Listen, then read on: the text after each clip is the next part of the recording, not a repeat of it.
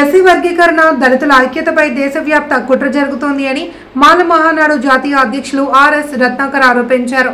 కాకినాడ జిల్లా నియోజకవర్గ కేంద్రమైన ప్రతిపాడులో విలేకరుల సమావేశం ఏర్పాటు చేశారు.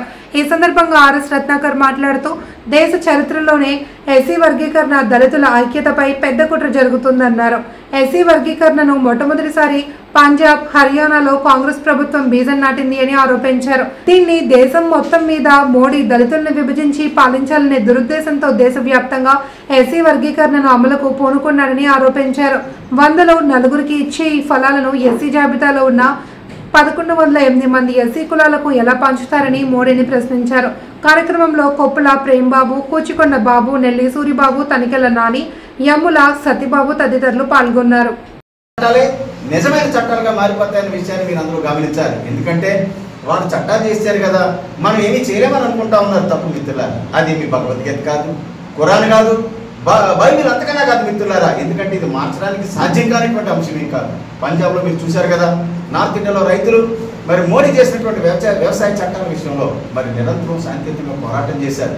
మోడీ ఆ యొక్క పోరాటంలో తోక ముడిచి వెనక్కి పోలేదా? ఆ విధంగానే మనం నిరంతర పోరాటం కొనసాగించాలి మిత్రులారా. దేశంలో ఉన్నటువంటి దళిత సోదరులారా, ఈ దేశంలో కుల వివక్షత కారణంగా వేల సంవత్సరాలుగా మనం వివక్షతను ఎదుర్కొంటూనే ఉన్నాం. అందుకని అంబేద్కర్ సార్ ఏం చెప్పాడంటే, relentless fight, go for incessant fight, నిరంతరం పోరాడండి అని చెప్పాడు. దళితుల జీవన విధానమే నిరంతర పోరాటం కావాలి మిత్రులారా. అంతే తప్ప మనకెత్తులు లేని మడకెట్లు కూర్చుంటే ఈ తెలుగు రాష్ట్రాల్లో మాల జాతి అనేది ఒకప్పుడు ఉండేది. వీళ్ళు మాట్లాడలేదు కాబట్టి నిజంగా వీళ్ళు దొంగలే, అందుకనే తోక ముడుచుకుని పోయారు. కాబట్టి మన ఉనికిని పూర్తిగా కోల్పోయేటటువంటి ప్రమాదం మిత్రులారా. ఆల్రెడీ మన ఉనికి లేదు. మరి అలాగే రాజకీయ పార్టీలకు అమ్ముడుకుపోయినటువంటి, రాజకీయ పార్టీలకు చెంచాగిరి చేసేటటువంటి మన మాల సామాజిక వర్గానికి చెందినటువంటి నాయకులు, ప్రజాప్రతినిధులు దద్దమ్మలుగా మారిపోయి జాతికి అన్యాయం జరుగుతున్నా సరే స్వార్థ ప్రయోజనాల కారణంగా వారేమీ నోరు మెదపడం లేదు మిత్రులారా. మరి మనం రెండు మార్గాల్లో పోరాటం చేయాలి. శాంతియుత ప్రజాస్వామ్య పోరాటం చేయాలి, చట్టబద్ధంగా మరి సుప్రీంకోర్టుని ఇన్ఫ్లుయెన్స్ చేయాలి. అదేవిధంగా పార్లమెంట్ అమెండ్మెంట్ చేసి మరి ఈ ఏవైతే చట్టాలు చేశారో, ఏదైతే సుప్రీంకోర్టు తీర్పు ఇచ్చిందో వాటన్నింటినీ కూడా ప్రజాస్వామ్యయుతంగా వెనక్కి తీసుకునేటటువంటి పోరాటం కొనసాగించాలి మిత్రులారా. లేకపోతే మాల జాతి చీకట్లో కలిసిపోయేటటువంటి ప్రమాదం ఉంది. చరిత్రలో చదువుకునేటటువంటి పరిస్థితులు ఉంటాయి. కాబట్టి మీరందరూ కూడా ఒక్కసారి ఆలోచించండి మిత్రులారా. మరి అలాగే మాల సామాజిక వర్గం నుంచి రిజర్వేషన్లో బెనిఫిట్ పొందినటువంటి ఉద్యోగస్తులారా, మనకెందుకు లేదు, నా కుటుంబం బాగుంది కదా మీరు అనుకుంటా ఉన్నారు. అంబేద్కర్ సార్ చెప్పారు, pay back to the society అన్నారు. Pay back to the society వద్దున ఆయన, మీ కుటుంబాన్ని అట్లీస్ట్ బాగా చూసుకోండి. మీరేమి మాకు మెటీరియల్ సపోర్ట్ ఇవ్వక్కర్లేదు. ఎంత ఉద్యమం జరుగుతూ ఉంటే మాల సామాజిక వర్గాన్ని బ్లాకెట్గా ఎంత తొక్కేస్తూ ఉంటే ఇప్పటికైనా మీరు ముందుకు రాకపోతే, మరి ఇప్పటికైనా మీరు స్పందించకపోతే మన సామాజిక వర్గాన్ని పూర్తిగా గంగలో కల్పిస్తారు మిత్రులారా. రండి, మీరు అట్లీస్ట్ ఫోర్స్మెంట్లోకి రాకపోయినా సరే వెనక్కి మద్దతు ఇవ్వండి మిత్రులారా. ఎందుకంటారా, మరి ఈ దేశంలో ఈ తెలుగు రాష్ట్రాల్లో మాల సామాజిక వర్గానికి వ్యతిరేకంగా అన్ని రాజకీయ పార్టీలు మనమేదో ఎస్సీ వర్గీకరణ పేరుతో రిజర్వేషన్ అంతా దొబ్బేస్తున్నామని దుష్ప్రచారం చేస్తూ ఉన్నారు. మనల్ని దోషులుగా దొంగలుగా చిత్రీకరిస్తూ ఉన్నారు మిత్రులారా. మీరు ఒక్కసారి ఆలోచించండి. మనకి 15% రిజర్వేషన్ అంటూ ఉన్నారు. 100 వేకెన్సీస్లో 15 ఇస్తూ ఉన్నారు. అంటే మిత్రులారా, 100 వేకెన్సీస్లో 15 తప్ప 100 మంది ఎస్సీలో 15 మందికి కాదన్న విషయాన్ని మీరు గమనించాలి. గవర్నమెంట్ ఆఫ్ ఇండియా స్టాటిస్టిక్స్ ప్రకారం ఈ రిజర్వేషన్ తెలుగు రాష్ట్రాల్లో 59 ఎస్సీ కులాలు కంబైన్గా ఉపయోగించుకుంటే 100లో నలుగురికి బెనిఫిట్ కలుగుతా ఉంది మిత్రులారా. అంటే మనకి రిజర్వేషన్ అంతా రియల్గా 100లో నలుగురికే. అందుకనే ఈనాటికి కూడా తెలుగు రాష్ట్రాల్లో కానీ దేశం మొత్తం మీద కానీ 96% ఆఫ్ ఎస్సీస్ still are at the bottom level. మన రేవంత్ రెడ్డి, చంద్రబాబు నాయుడు తెలుగు రాష్ట్రాల్లో 100లో నలుగురికి ఇచ్చేటటువంటి ఈ సీట్లను 59 కులాలకు తెలుగు రాష్ట్రాల్లో సమంగా పంచుతారంట మిత్రులారా. ఇది సాధ్యమేనా? బైబిల్ మీరు చదివారు కదా, 2 చిన్న చేపలు, రెండు చిన్న రొట్లు, ఎన్నో వేల మందికి జీసస్ క్రైస్ట్ పంచాడని విన్నాం. మన మోడీ గారు కూడా ఆయన దేవుడని ప్రకటించుకున్నాడు. అందుకనే కావాలి ఈ 100లో నలుగురికి ఇచ్చేట ఈ సీట్లను 1100 ఎస్సీ కులాలకు సమంగా పంచాడట ఈయన. ఒక్కసారి ఆలోచించండి. మోడీజీ, ఎస్సీ लिस्ट में बाकी जाति के ऊपर अगर आपको सच्चा प्यार है, अगर आपको सच्चा दोस्ती है और प्रेम है, आरक्षण 10% और बढ़ाकर बाकी जातियों को देना है मोदी जी।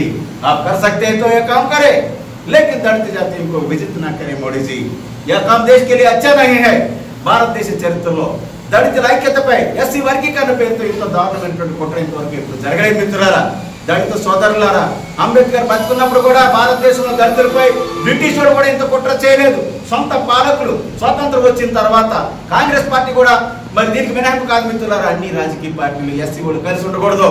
కలిసి ఉంటే వీళ్ళు ఎప్పుడైనా రాజ్యాధికారం వైపు కన్నెత్తి చూసేటటువంటి పరిస్థితి ఉంది కాబట్టి మన మీద కుట్ర చేస్తా ఉన్నారు. మరొక విషయం ఏంటంటే మాల సోదరులు, దళిత సోదరులు, మాదిగ సోదరులు అందరూ గమనించాలి. తెలుగు రాష్ట్రాల్లో దేశం మొత్తం మీద ఓవరాల్గా తీసుకుంటే పాన్ ఇండియన్ ఎస్సీ క్యాస్ట్ ఏదైనా ఉందంటే మాదిగ సోదరులే. నార్త్ ఇండియాలో చెమార్లు అంటారు మిత్రులారా.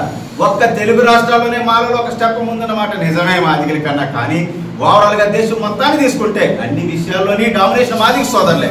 మీరు ఒకసారి ఆలోచించండి. కాంశీరామ్ గారు Madiga, Mayawati Madiga, ex chief minister of Rajasthan Jagannath Pahadia గారు మాదిగ, అలాగే మరి సుశీల్ కుమార్ షిండే గారు మాదిగ, మీరా కుమార్ గారు Madiga, Ram Sudhakar Das ex chief minister of Bihar Madiga సోదరులు, Charanjit Singh Channi ex chief minister of Punjab Madiga సోదరులు, అలాగే బాబు జగజ్జీవన్ రావు గారు ఈ దేశాన్ని మరి డిప్యూటీ పీఎం గా పరిపాలించినటువంటి వ్యక్తి ఎవరైతే ఉన్నారో మాదిగ సోదరులు. మాలలో ఎస్సీ లిస్టులో ఉన్నటువంటి రిజర్వేషన్ అంతా దొబ్బేస్తున్నారని, ఎస్సీ రిజర్వేషన్ సబ్జెక్ట్ ఏదైతే ఉందో దేశం మొత్తానికి సంబంధించినటువంటి ఒక సబ్జెక్ట్ ని తెలుగు రాష్ట్రాలకు పరిమితం చేసి మన సోదరుడు చంద్రబాబు నాయుడు గారు, మరి దళితుల మేనమామ మాలోడు హోల్సేల్ మేనమామ జగన్మోహన్ రెడ్డి గారు, రేవంత్ రెడ్డి గారు వీళ్ళందరూ కలిసి మాలోడే రిజర్వేషన్ దొబ్బేస్తారని చెప్పేసి మన మీద బ్రాండ్ వేసి మనల్ని దోషులుగా దొంగలుగా చిత్రీకరిస్తూ ఉంటే కనీసం ఎవరు నోరు మెదకపోతే వాళ్ళు ఏమనుకుంటున్నారు మిగతా సమాజంలో వర్గాలు నిజమే దొంగలేమో మాలోడు వారికి ఈ రిజర్వేషన్ అంతా వాడే తినేస్తున్నారు కాబట్టి మాట్లాడలేదని అనుకుంటా ఉన్నారు మిత్రులారు. ఇక నేను కళ్ళు తెరవండి, నేను ముందుంటాను, రండి మనమంతా కలిసి పోరాటం చేద్దాం. ఎన్ని వర్గాలైనా పెట్టుకోండి, కానీ జాతి విషయంలో అన్యాయం జరుగుతూ ఉంటే మనం పోరాడాల్సినటువంటి అవసరం ఉంది మిత్రులారా.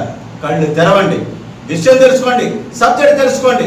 సుప్రీంకోర్టు తీర్పును మనం గౌరవిద్దాం, పార్లమెంట్ ఇన్ఫ్లుయెన్స్ చేద్దాం. అవసరమైతే మోడీని ప్రజాస్వామ్యంగా పోరాటం చేసి దించేద్దాం మిత్రులారా.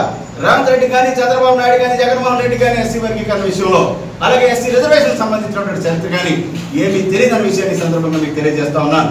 చంద్రబాబు గారు, రేవంత్ రెడ్డి గారు, అలాగే ఎస్సీ వర్గీకరణ సపోర్ట్ చేసినటువంటి పార్టీలు కానీ వర్గాలు కానీ ఈ చరిత్ర ఏంటో, ఈ రిజర్వేషన్ ఏంటో, ఎస్సీలకు